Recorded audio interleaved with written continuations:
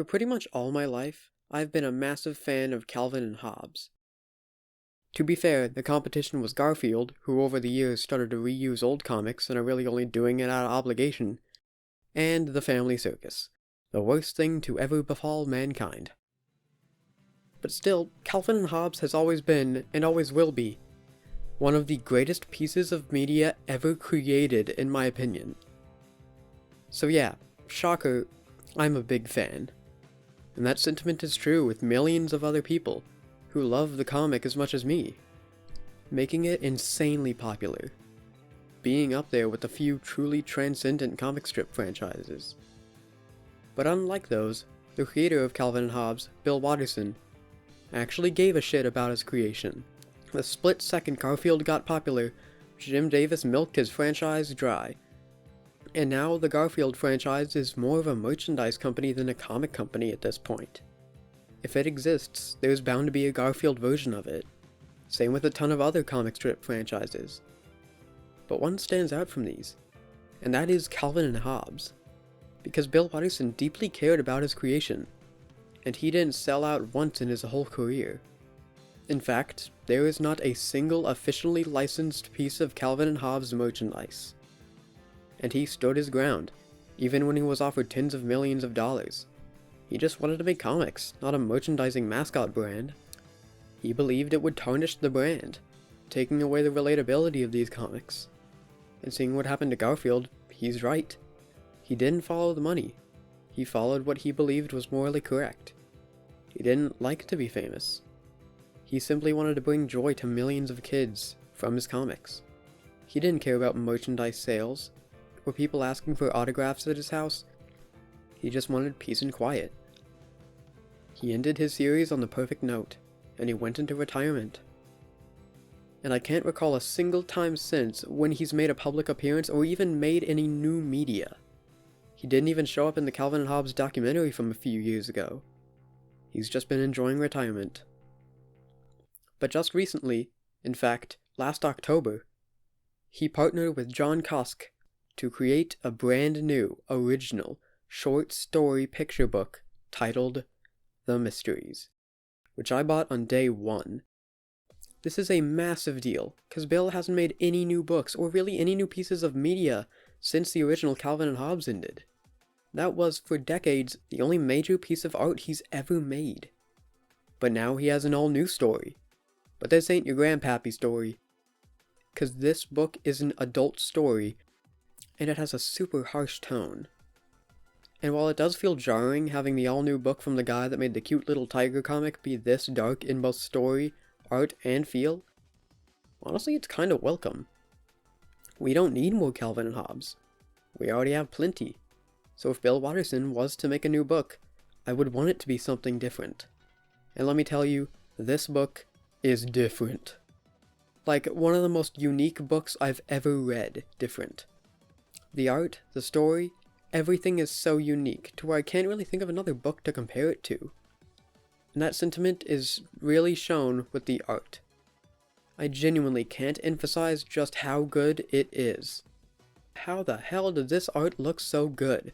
This is coming from the guy that made the cute little comic strip about a boy and his tiger plushie. I don't know what's crazier, that Bill went from this to this, or that he completely masters both of them. This art might be better than any painting I've ever seen. You could remove all text from the entire book and you would completely understand the story all through these paintings. And keep in mind, this art is made by the Calvin and Hobbes guy and the dude who makes the art on napkins. That's not a joke, it's literally on his website. This is so incredible. It's so unique, and I don't even know what kind of art it is. Sometimes it looks like clay, sometimes 3D models, oil paintings, sketch drawings, actual photos. It all comes together to make some of the best and most unique art I've seen in a very long time. And this art, combined with a phenomenal story, makes this a truly remarkable book. Especially with where the story goes. So why don't we start from the very beginning? So we start with establishing the mysteries. But the thing is, the mysteries is meant to describe a certain power that creates moments of peculiarity across a land, similar to the Twilight Zone. Not the show, but the actual zone the intro describes. A force that creates strange anomalies across the world. That's what the mysteries are. And it's a great idea, especially with the atmosphere they build up. But unlike the Twilight Zone, the mysteries are described as an actual physical thing. One passage puts it greatly. Nobody had ever seen them, but they seemed to be everywhere. And it's meant in a literal sense. It said they lurk in the forest surrounding a small village, and the townsfolk live in constant fear, building walls to protect themselves. And within those walls, paintings depicted the tragedies the mysteries have caused.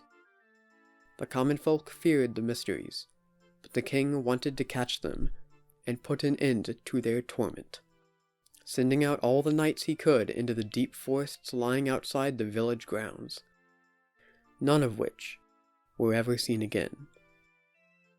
All but one, who returned to the king with a captured mystery. They had it in their possession. They could finally solve the mystery of, well, the mysteries. The true identity of the mystery was unveiled. Its powers were studied and documented, and over the years, more and more mysteries were captured, each being less exciting than the last. People lost interest in the mysteries, and no longer feared them. They took over the land. They built cities, cars, planes, and spread this across all the lands. They were in control. But one day, the sky darkened in an unusual fashion. The wizards felt something had changed. Objects they didn't recognize fell to the earth. Scents they never smelled filled the air. Animals fled away from humanity, and winds stronger than any other blew across the land. And all the towers, cars, planes, everything began to disappear. And now the people had gone back to exactly where they were all those years ago. The mysteries had won, and they lived happily ever after. Holy shit, that is a good story. I especially love the overarching metaphor it says. We don't know everything, and we can't know everything. The world is so vast that no matter what we think, there is, and always will be, mysteries that surround us. The village people thought they had complete control and knew everything. Like how we in the real world as a species act like we are all-knowing. But that could never happen. No matter how much we know, we can always know more. And the ending of having the world revert to how it was originally is an especially great metaphor. It's saying how knowing everything and knowing nothing are one and the same. You don't know what's next. It's a great lesson to continue to discover, with the hope of there always being something new. And acting like you know everything will end badly. But don't let that deter you from discovering new things. Just know the mysteries will always be there. And this ending beautifully echoes how Calvin and Hobbes ended, with the simple line, "Let's go exploring."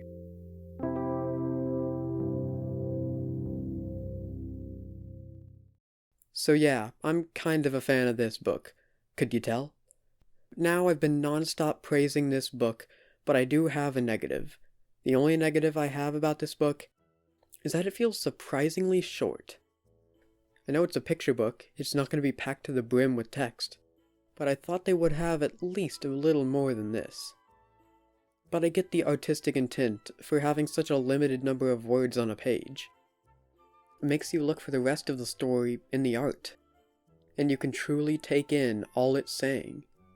But I would have liked for the book to be a bit longer. I liked the story so much I wanted a bit more of it throughout the book. It went by a little too fast for me. But the best stories make you want more, and this book sure did do that. If the biggest criticism I have for this book is that I enjoyed the story too much, that I wanted more, then you know it's a truly phenomenal book. I couldn't recommend it enough.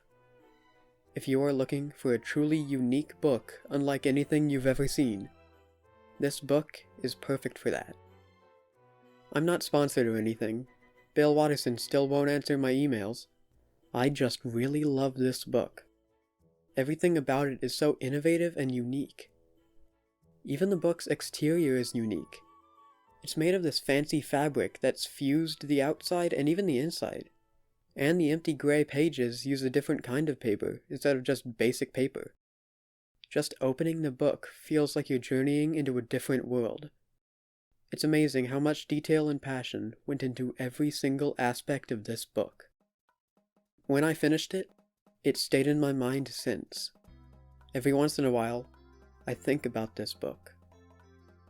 The art, the story, how the book was presented, these all come together to make a fantastic book. It honestly stands alongside Calvin and Hobbes as truly exceptional in their field. This book isn't for everybody, but for those who it is for, it's a true masterpiece.